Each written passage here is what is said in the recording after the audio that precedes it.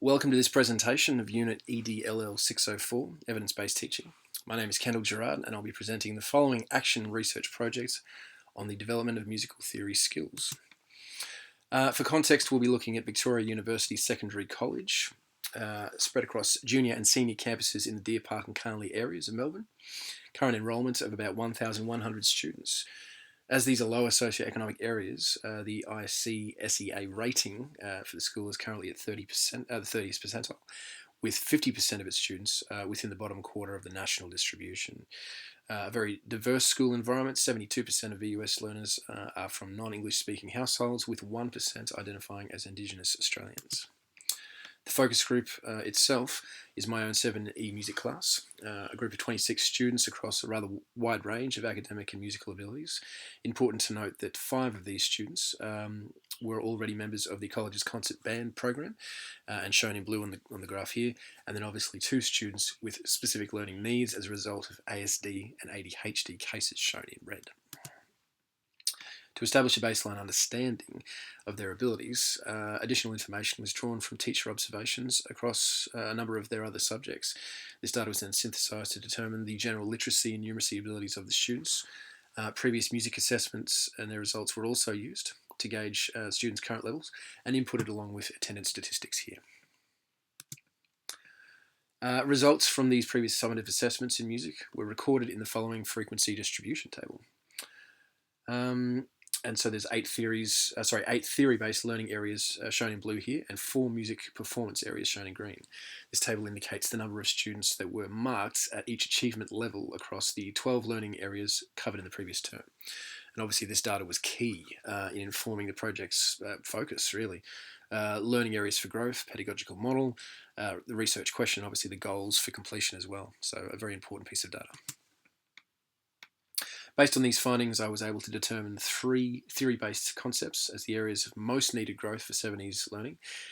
These consisted of identifying music notation correctly, with 42% of the class scoring under the minimum standard for that particular area, writing musical notation accurately, again 46% of the class under the required standard, and identifying parts of written music with another 46% of the class failing to achieve the minimum standard in that learning area. From this data, the class demonstrated a difficulty when identifying basic musical notation in the range of semi-breves to semi-quavers, the rests applicable to those notes, and obviously the values of those notes, so the counts.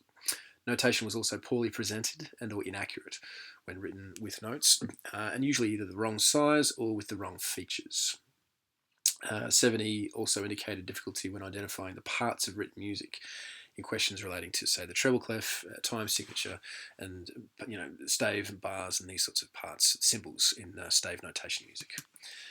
And so with these learning issues in mind, this obviously inspired the focus learning areas for 7E's theoretical musical development, which is determined as their ability to identify basic notation, correct note names, values of notes and rests, the ability to accurately write musical notation, so notes of the appropriate size and with the correct features, and obviously the ability to identify the parts of written music necessary, so the treble clef, time signature, and to use the correct terminology. So 1, 2, and 3, obviously focus learning areas for 7E there.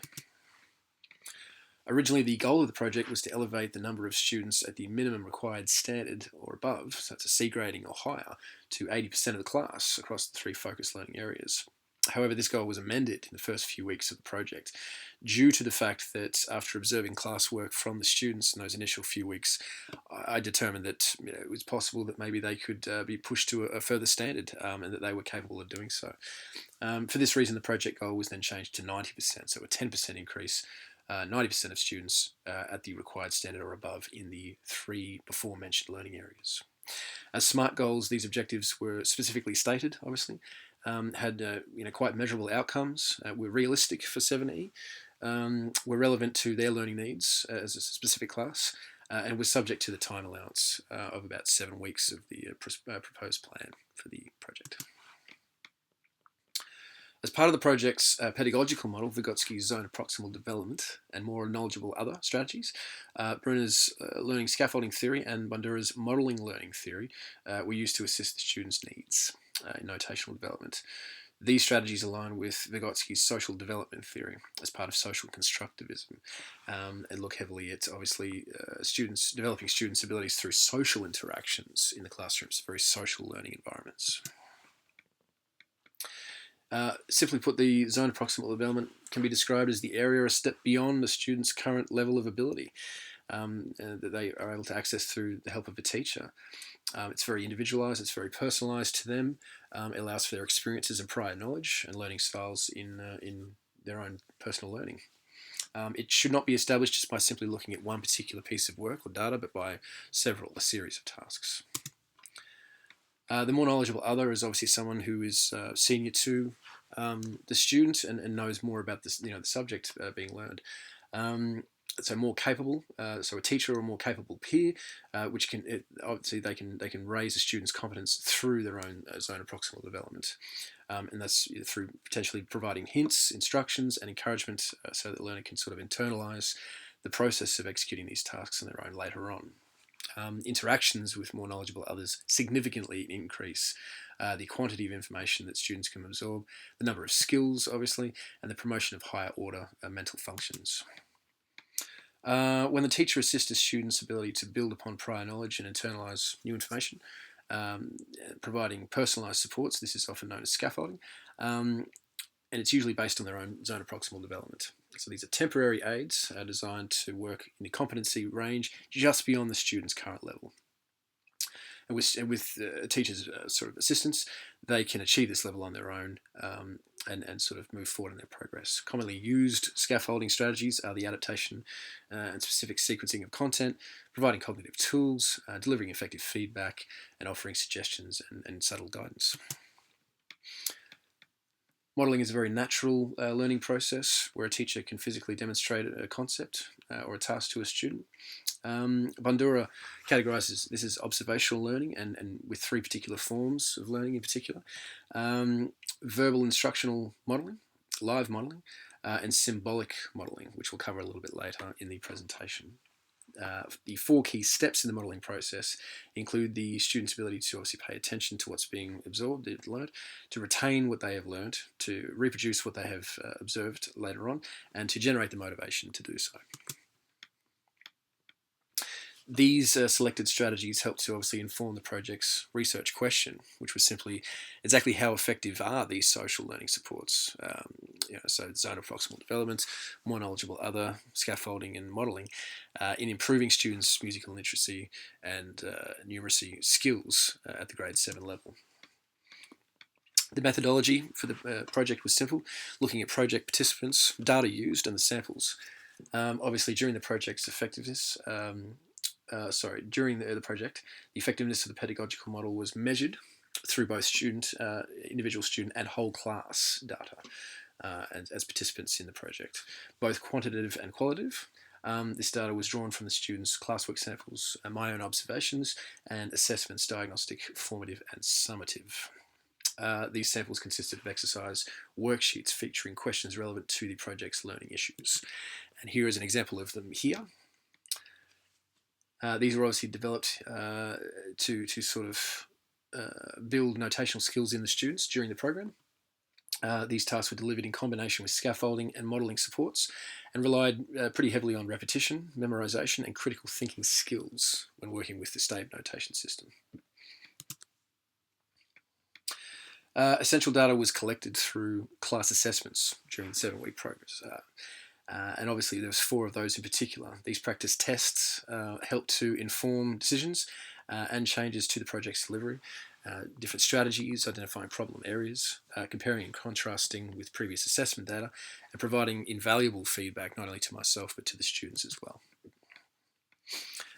Here we have obviously a summary table, so taken from practice test 1 data, collected and analysed in the following summary table. It measures across 5 achievement levels in alignment with Year 7 curricular standards for notational learning, and with the frequency distribution table used for the previous assessment in slide 5. Organising data in this way is easily read, can be used to identify problem areas pretty quickly and compare previous data. Practice test 1 was marked through the use of the following developmental rubric. Its achievement standards maintain the same colour system as the summary table for more efficient marking and convenience, not just for myself but for the students as well, because this is more of a communal document. There was this was one of several modifications made to the rubric in the initial few weeks of the project, as per the recommendations of the marking teacher after assessment 2. Assessment 1. Modifications include the clarification of terminology used and providing more specific criteria descriptions. The aim being to design a rubric that can be shared with students as part of their classwork and assessment feedback. So again, a very social learning exercise and a document that the students access and should be able to read. This is data from the previous assessment, and it indicates that 58% of students in the class 15 out of 26 were at or above the minimum standard in identifying notation, 54% in writing notation, and 54% in identifying the parts of written music. So a lot of work to be done there, and this was the initial data collected that sort of fueled this project and the need for student development in this area. Practice test 1 was in roughly the 1 week mark of the project, and already was seeing some pretty serious results, which was very inspiring. Identifying notation saw 18 out of 26 students, 69%, so an 11% improvement from the previous assessment. The same number, 18 out of 26, 69% of students at or above the minimum standard, a 15% jump from the previous assessment results, and in terms of identifying parts of written music, an 11% jump. So this was really promising in the initial first week or so of the project. So really inspiring to see. By the time we got to practice test 2, much the same and still motoring along really well. 20 out of 26 students, 77% at or above the minimum standard for identifying notation. 77% of the class at or above the standard for writing notation, and 73% in identifying the parts of written music. 8% jumps all around and respectively. So, great to see from practice test 2, and this is at about week 5 or so in the project. The final summative assessment was as follows, and the final results in all 3 categories. So identifying notation, 24 out of 26 students, 92% at or above the minimum standard. That's a 15% jump from the previous assessment data. 85% of the class at or above in writing notation, and 81% in identifying the parts of written music. So again, there's a great way to finish the project, and with these sorts of results, really good to see. And so in interpreting these results, we can clearly see that the pedagogical model was more effective at particular stages of the project's delivery. And the most obvious of these being in the area of writing notation prior to the first practice test, and between test 2 and the final assessment in the area of identifying notation. During these periods of the project, implementation, the following teaching strategies were frequently used as part of the pedagogical model. And so when scaffolding when scaffolding notational learning, I would often model the final product by drawing the note symbols on the class whiteboard and steps. I would also make connections with other aspects of the students' lives and or learning that they were familiar with. For example, adding note features is like crossing T's and dotting I's in English, say, which is an example I use often. And finally, I would connect new words with existing knowledge and use visual aids to demonstrate how to notate correctly. In example, say the treble clef. Visual aids when drawing that particular symbol are always helpful. When live modelling, I would physically demonstrate the writing process by simultaneously providing a verbal description in my actions as I perform them for the students. And obviously, symbolic modelling I would conduct by showing part of a video, or video instruction, through online resources played on the class main screen. 70 students completed a questionnaire on their learning experience for each week of the project's 7-week plan. This feedback is reflected in the following charts and was used for comparison and improvement throughout the project's implementation. So chart 1 is week 1 in regards to that particular learning area, and chart 2 is week 5. In regards to identifying notation. So chart 1 is writing notation accurately in week 1 of the project, and chart 2 is identifying notation accurately, and that's in week 5 of the project. Questions were multiple choice, obviously, with students asked to list strategies from their most to least effective in their view. Available options were the social learning strategies, scaffolding, modelling, etc., listed above in the top box there. When asking which strategies students found the most helpful in their notation learning, that week 70 students provided the following top responses. In the area of correctly writing notation, the students felt that live, symbolic and verbal forms of modelling were the most effective, while in the area of identifying notation, so this is in week 5, they obviously felt that and indicated that visual aids, connected learning concepts and symbolic modelling offered the greatest support. When referring back to the project's goal of elevating 90% of 70 students to required curricular standard or above in the 3 focused learning areas, data taken from the project's 4 major assessments demonstrates success in 1 of these 3 areas.